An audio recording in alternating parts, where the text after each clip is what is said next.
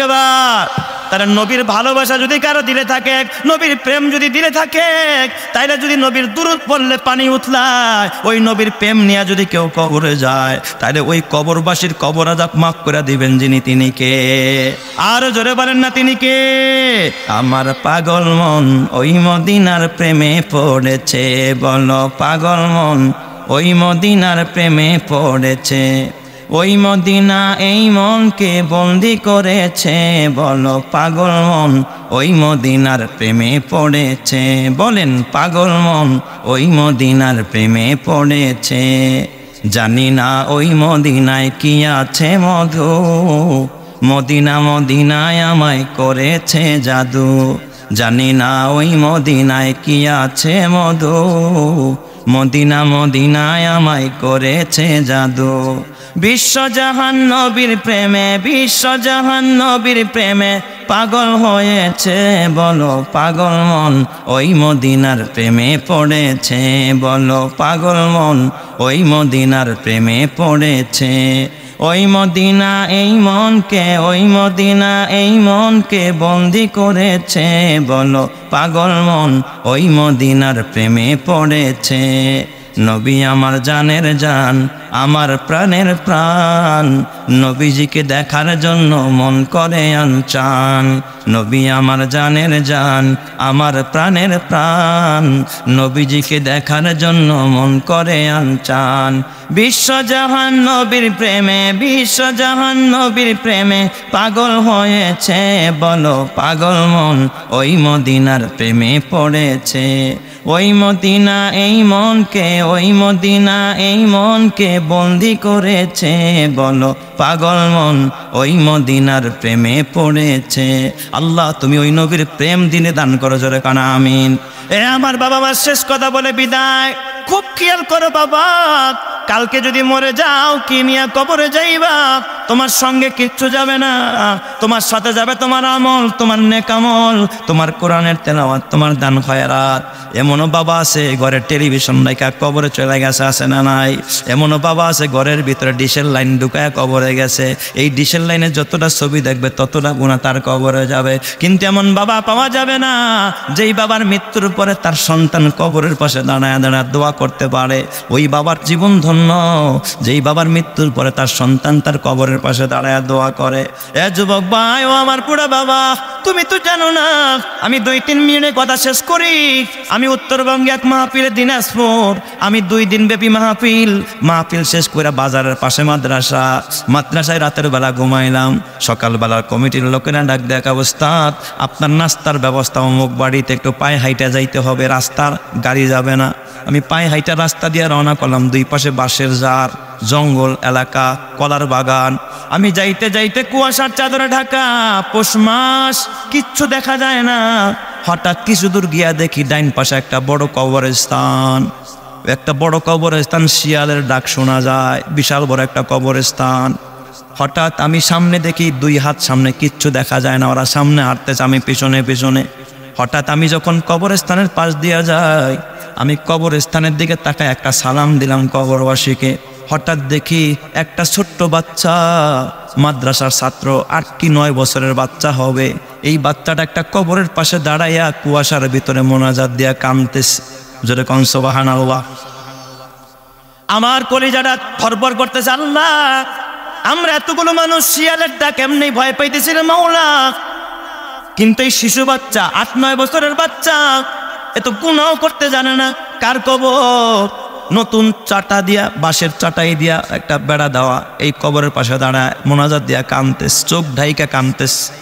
আমরা যে পিছনে আছি ও খেয়াল করে নাই, কিন্তু আমার হৃদয় গলে গেছে যেহেতু আমার মাদ্রাসার বাচ্চা, যেই মাদ্রাসায় পড়ুক সে তো মাদ্রাসার বাচ্চা। আমি দাঁড়ায় রইছি, ওরা দেখে আমি পিছনে নাই, ওরা আবার ব্যাগে আসছে। ওর কান্না দেখে আমি ভাবছি নিশ্চয়ই এই মোনাজাত কবুল হয়ে গেছে মালিকের দরবারে। শিশু বাচ্চার চোখের পানি, আমিও পিছনে হাত তুলে ফেলছি। বাচ্চারা মোনাজাত দিয়ে যখন কান্না শেষ করল, পরনের ভিতরে একটা লুঙ্গি, কোন রকম একটা নটশট পাঞ্জাবি গায়ে, তেমন দামিও না। লুঙ্গিটা উঠে দেখি বাচ্চারা চোখ মুছতিস। হঠাৎ ঘুরছে, দেখে পিছনে আমি। রাতে আবার আমার বয়ান শুনছে, ও জানে যে হুজুর এখানে মাহফিল হয়েছে, ওই মাদ্রাসার এই বাচ্চা। ছেলেটা হঠাৎ আমার দিকে তাকায় আবার চোখটা ঢেকে ফেললো। আমি ডাক দিয়া বললাম, বাবা ও আব্বা তোমার নাম কি? হুজুর আমার নাম আব্দুল করিম। আমি বললাম, আব্দুল করিম এটা কার কবর? তুমি কার কবরের পাশে দাঁড়ায় দাঁড়ায় আমনে কান্নারে চোখের পানি ফেলায়? আব্দুল করিমের দেখি বুক ফাটা কান্না বের হয়ে গেছে। আমারে ডাক দিয়া, ওস্তাদ এটা আমার বাবার কবর। গত 1 সপ্তাহ আগে আমার বাবা ইন্তেকাল করেছে। এটা আমার বাবার কবর। আমার বাবার কবরের কাছে দাঁড়ায় আমি সূরা ইয়াসিন পড়লাম। ফজরের পরে আমার বাবার কবরের পাশে দাঁড়ায় আমি ডেলি সূরা ইয়াসিন পড়ি। সূরা ইয়াসিন পড়ে বাবার কবরের পাশে দাঁড়ায় আমি দোয়া করলাম। ওই বাবার জীবন কত ধন্য, যেই বাবার কবরের পাশে দাঁড়ায় সন্তান সূরা ইয়াসিন পড়ে দোয়া পড়ে। এ কপাল পোড়া, তোর সন্তান এখন ইয়ারফোন কানে দিয়া গান শুনতে শুনতে কবরের পাশ দিয়া যায়, তোর কপালটা তো শেষ। তোর ঘরে ছায়া ছবি দেখে গুনাহ করে, তোর কবরের পাশে কাদার কেউ নাই। কবরে যাবি, কবর থেকে বাঁচতে পারবি না, কবরে যেতে হবে।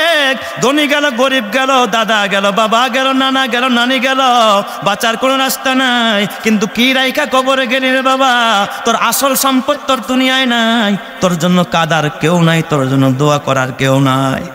আমি বললাম, বাবা আব্দুর রহমান তোমার আব্বা মারা গেছে বুঝলাম, কিন্তু এত সাত সকালবেলা কুয়াশার চাদরে ঢাকা কিচ্ছু দেখা যায় না। তোমার টুপির উপরে দেখি সাদা সাদা কুয়াশা পড়ে আছে রে বাবা, জামাটাও কুয়াশায় ভিজে গেছে রে। এ আব্দুর রহমান এত সকালবেলা কেন? তোমার ভিতরে কি ভয় নাই? একা একা কেমনে কবরস্থানে আসলাম? এই সকালে তো কোনো মানুষ বের হয় না, ওইদিকে শিয়ালে রাখে। তোমার ভিতরে কি ভয় নাই? মানুষ তেমনি কবরস্থানে যাইতে ভয় পায়। আব্দুর রহমান আমার ডাক দেখো ওস্তাদ, আমি একা আসি না, আমার সাথে আমার আম্মু আসছে। আমি বললাম, কোথায় রে তোর মা? ওই যে হুজুর কলা গাছের বাগান, ওই বাগানে। আমার মা তো কবরস্থানে আসে না, মহিলাদের কবরস্থানে আসা নিষেধ। আমার মা ওই কলা বাগানের মধ্যে দাঁড়ায় রয়েছে, আমার এক কবরস্থানে এখানে দাঁড় করাইয়া দিয়া।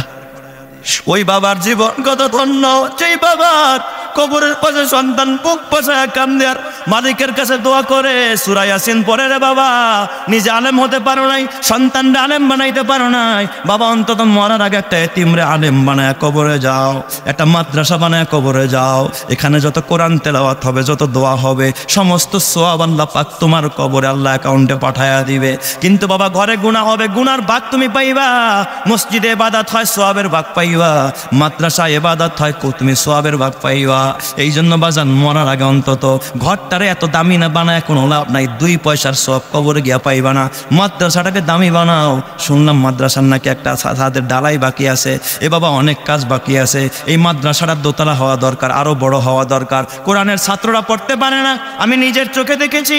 ওই দিন এক মাহফিলে গেলাম নবাবগঞ্জ, সেখানে এমন বাসায় ঢুকাইছে, ছেলের আলাদা রুম, মেয়ের আলাদা রুম। ছেলের রুমেও এসি, মেয়ের রুমেও এসি। কয় হুজুর প্রত্যেকের আলাদা আলাদা গাড়ি, প্রত্যেকের আলাদা আলাদা ড্রাইভার, প্রত্যেকের মশারি আলাদা, মোবাইল আলাদা, চলার গতি আলাদা, অফিস আলাদা, বন্ধু বান্ধব আলাদা। আমি বললাম, আহারে যেই সন্তান দাঁড়ায় প্রস্রাব করে, সিগারেট খায়, তার জন্য সব আলাদা। আর মাদ্রাসায় যায় দেখো 10-12টা বাচ্চা একসাথে এক মশারির নিচে ওই ফার্মের পোল্ট্রি মুরগির মতো একসাথে ঘুমায়, কারো পা কারো মাথা।